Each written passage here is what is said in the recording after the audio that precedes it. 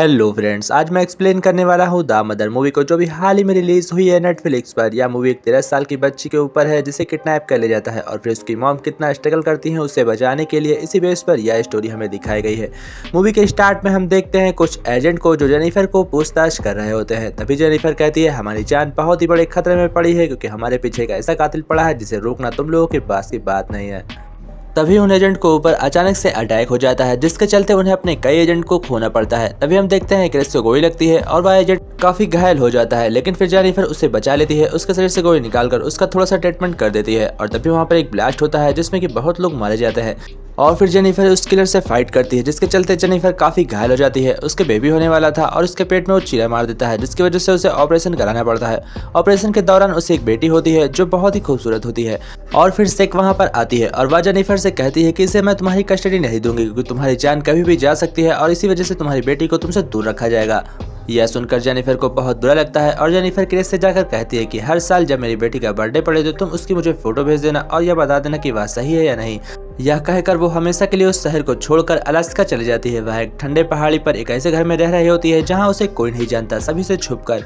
और अब जेनिफर यहीं रहने वाली थी। जेनिफर कई सालों तक यहाँ पर रहती है, इसी के चलते उसके पास कई सालों के फोटोज होते हैं जो उसके बेटी के होते हैं और वह उसे देख रही होती है। फिर हमें दिखाते हैं 12 साल बाद। 12 साल अब बीत चुके हैं और 12 साल बाद जेनिफर काफी बदल गई है, और ज्यादा स्ट्रांग हो गई है और उसके ऊपर अब कोई भी कमजोरी नहीं बची है क्योंकि उसकी बेटी को कोई नहीं जानता। इस वजह से वह खुले होकर आराम से शिकार करती है, जंगलों में जाती है, सभी जानवर को मारती है और उन्हें बेचकर काफी पैसे मिलते हैं जिससे वह अपना पेट का पालन पोषण करती है। तभी एक दिन उसके सामने भेड़िया आ जाता है जिसके चलते वह भेड़िया को डराकर भगा देती है और वह किसी से भी नहीं डरती थी। और फिर हम देखते हैं जॉन्स को जो जेनिफर से मिलने आता है और उसे उसके बेटी की तस्वीर देता है और उससे कहता है कि तुम्हारी बेटी की जान खतरे में है। तुम्हारी बेटी के ऊपर एक हमला हुआ था जिसमें 4 लोग उसे मारने आए थे, पर अभी तो हमने उसे रोक लिया है, पर आगे हम उसका जवाब नहीं दे पाएंगे। और फिर क्रिस उसे लेने आता है। उसके बाद वह उसे बेटी के पास ले जाता है। वह देखती है कि उसकी बेटी काफी खुश है और वह काफी ज्यादा अच्छे से खेल वेल रही है।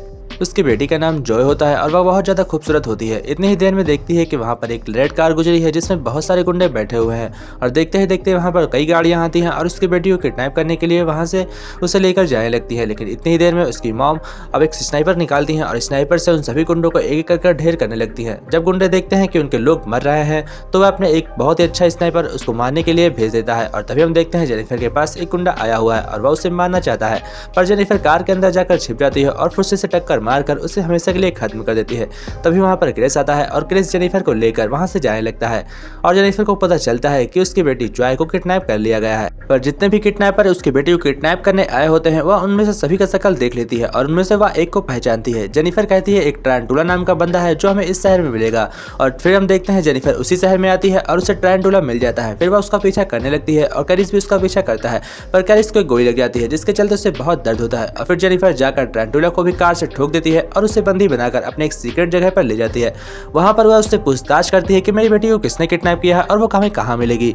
यह कहने के बाद टारंटुला नहीं बताता है, जिसके बाद वह उसे बहुत टॉर्चर करती है और फिर आखिर में टारंटुला हार मानकर उसे बता देता है और फिर जेनिफर उसे मार देती है और फिर वो दोनों उस जगह जाने के लिए तैयारी करने लगते हैं जहां पर उसकी बेटी को किडनैप कर रखा गया है। तभी वो लोग रात में जाते हैं जहां हेक्टर नाम का बंदा जॉय को किडनैप कर एक बहुत ही सीक्रेट अड्डे पर रखा होता है और वहां पर बहुत ज्यादा पुलिस वाले होते हैं।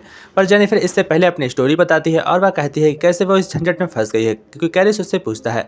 फिर कैरिस कहता है कोई बात नहीं, ऐसा बहुत लोगों के साथ हुआ है, पर मैं तुम्हारा साथ हमेशा दूंगा तुम्हारे मरते दम तक। यह कहने के बाद कैरिस कहता है कि आगे से तुम कोई भी गलत काम नहीं करोगे, क्योंकि कैरिस एक एजेंट होता है। उसके बाद हम देखते हैं जेनिफर कहती है कि मैंने इस गलत रास्ते को छोड़ने के लिए बहुत मुसीबतें झेली है और मुझे एक दिन पता चला कि जब वो लोग बच्चे की तस्करी कर रहे थे उसी दिन से मेरा मन हट गया और मैंने उस गलत काम को हमेशा के लिए छोड़ दिया और तब से मैं उनके खिलाफ तुम्हारे साथ लड़ रही हूँ।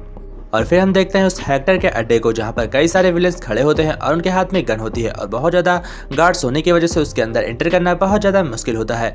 पर जेनिफर एक बहुत ही अच्छी शूटर होती है, इसका वह फायदा उठाती है। वह एक पेड़ पर छिपकर उन सभी गार्ड्स को आसानी से मार देती है और उसके बाद वो अंदर एंटर करती है। क्रिस वहाँ पर लाइट बंद कर देता है जिसकी वजह से उसे कोई देख नहीं पाता। फिर वह अपने बेटी के पास पहुँच जाती है और उसे गोद में उठाकर वहाँ से लाने लगती है, लेकिन रास्ते में हेक्टर मिल जाता है जिससे कि वह अपनी बेटी को कहती है तुम यहाँ से जाओ, और वह क्रिस लेकर उसको चला जाता है। और फिर जेनिफर और हेक्टर में फाइट होने वाली थी। हेक्टर कहता है कि तुमने मुझे छोड़कर अच्छा नहीं किया, लेकिन जेनिफर हेक्टर को भी मार देती है और हमेशा के लिए उस अड्डे को तबाह कर देती है। इतना सब देखने के बाद क्रिस को बिल्कुल भी अच्छा नहीं लग रहा था, इसलिए वह उसकी बेटी जॉय को जेनिफर के बारे में सब कुछ बता देता है और जॉय से कहता है कि जेनिफर तुम्हारी माँ है। यह सुनकर जॉय अंदर से रोने लगती है और फिर माँ के पास जाती है और उससे कहती है कि आप मेरी मॉम है। जेनिफर इस बात से इनकार कर देती है क्योंकि उसे पता था अगर यह ऐसा बता दिया गया तो वह मुझे छोड़कर नहीं जाएगी और इसके चलते उसे कई खतरों का सामना करना पड़ेगा। और फिर क्रिस जॉय को लेकर उसकी दूसरी मॉम के पास जाने लगता है, लेकिन रास्ते में अचानक से एक बहुत ही बड़ी कार आती है और उसकी कार को ठोक देती है, जिसके चलते जॉय बहुत ज्यादा घायल हो जाती है और क्रिस बेहोश हो जाता है। फिर उसमें से एड्रिन निकलता है और एड्रिन उन दोनों को पकड़कर क्रिस को मार देता है। इतनी ही देर में उसकी मॉम उसके सामने आ जाती है और फिर एड्रिन को चकमा देकर जॉय को वहां से ले जाती हैं। फिर उससे वह होटल में लेकर जाती हैं और वहां पर फोन कर उसकी दूसरी मॉम से कहती हैं कि मैं तुम्हें जॉय को बहुत दिनों बाद लेकर आऊंगी क्योंकि उसकी जान अभी बहुत ही बड़े खतरे में पड़ी हुई है और जब तक एड्रिन मरता नहीं है तब तक उसे कोई भी बचा नहीं सकता। इस वजह से वह मेरे साथ एक खुफिया जगह रहेगी। और फिर हम देखते हैं माँ बेटी दोनों अलास्का चले जाते हैं। वहाँ पर बहुत ज्यादा बर्फ का सीजन होता है, इस वजह से वहाँ पर किसी को भी अंदाजा लगाना बहुत ज्यादा मुश्किल होता है कि यहाँ पर कोई भी दो फैमिली अकेले जिंदा रह सकते हैं। तभी हम देखते हैं वहाँ पर जब वो लोग रहने लगते हैं तभी वो शिकार पर जाती है और फिर उसकी मॉम को एक हिरन दिखाई पड़ता है, जिसके लिए जॉय कहती है कि इसे मत मारो, पर उसकी मॉम उसे मार देती है और फिर उसे घर ले जाकर खा लेती है। यह देखकर जॉय को बहुत ज्यादा बुरा लग रहा होता है, इस वजह से वह उससे बहुत ज्यादा गुस्सा होती है। फिर उसकी मॉम उसे ट्रेनिंग देने लगती है क्योंकि उन्हें शक था कि अगर कभी वो नहीं हुई तो अपनी रक्षा नहीं कर सकती है, इसलिए वह उसे स्ट्रॉन्ग बना रही थी। और पूरी पिक्चर में यह ट्रेनिंग सीन बहुत ही ज्यादा कमाल का सीन है। इसे देखने के बाद आपको इस मूवी की महत्व पता चल जाएगा और यह मूवी कितनी ज्यादा अच्छी है इसे आपको समझ में आ जाएगा। और फिर हम देखते हैं कि जॉय का निशाना भी जेनिफर जितना कितना सटीक है। वह भी एक एकदम सटीक निशाना लगाती है जैसे कि जेनिफर एक शूटर हुआ करती थी। यह देखकर जेनिफर बहुत ज्यादा खुश होती है कि उसकी बेटी उसके ही जैसी है। और फिर जेनिफर अपने आसपास की जगह को प्रोटेक्ट करने के लिए वहां पर बहुत सारे माइंड्स बनाकर रखने वाली थी और फिर उन माइंड्स को ले जाकर जंगल के अंदर बिछा देती है ताकि कोई भी उस पर अटैक करे तो पहले उस माइंड का सामना करना पड़े। और फिर जॉय जेनिफर से कहती है कि आप आखिर में मेरी मॉम ही है तो मुझसे नाटक क्यों कर रही हैं। यह सुनकर जेनिफर कहती है कि मुझे बिल्कुल भी पसंद इन फालतू की चीजों में फंसने का। फिर वह देखती है कि वह गुस्सा होकर जॉय एक भेड़िए के बच्चे के पास चली जाती है जिसके साथ वह खेल रही होती है, लेकिन तभी अचानक से उसका पंजा उसके हाथ पर लग जाता है और फिर वो लोग डॉक्टर के पास जाते हैं। और फिर जॉय से एक गलती हो जाती है, वह अपना रियल नाम डॉक्टर को बता देती है जिसके चलते डॉक्टर उसका फॉर्म में रियल नाम भर देते हैं और फॉर्म जैसे ही कंप्यूटर पर चढ़ाया जाता है तो सभी को पता चल जाता है कि जॉय कहाँ पर है और तभी उसके ऊपर अटैक करने के लिए बहुत से विलेंस वहाँ पर आने वाले थे। यह बात जेनिफर जानती थी कि वह आप यहाँ पर सेफ नहीं है, इसलिए वह जॉनस को कांटेक्ट करती है और जॉनस को एक लेटर देती है और कहती है मेरी बेटी को तुम यहाँ से जितना दूर हो सके फौरन ले जाओ।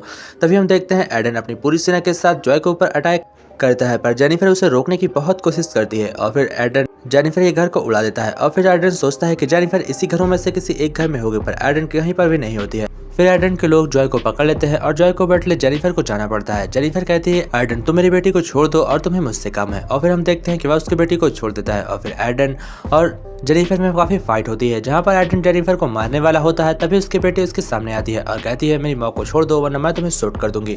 फिर जॉय गोली चलाती है और एडन जेनिफर को छोड़कर वहां से गिरने लगता है। दोनों फिसल कर गिरते हैं और जेनिफर का सर एक बड़े से पत्थर से टकरा जाता है और वह वहां पर बेहोश हो जाती है, पर एडन नहीं होता। फिर वह उठकर आता है और जॉय को अपने साथ पकड़कर वहां से लेकर जाने लगता है।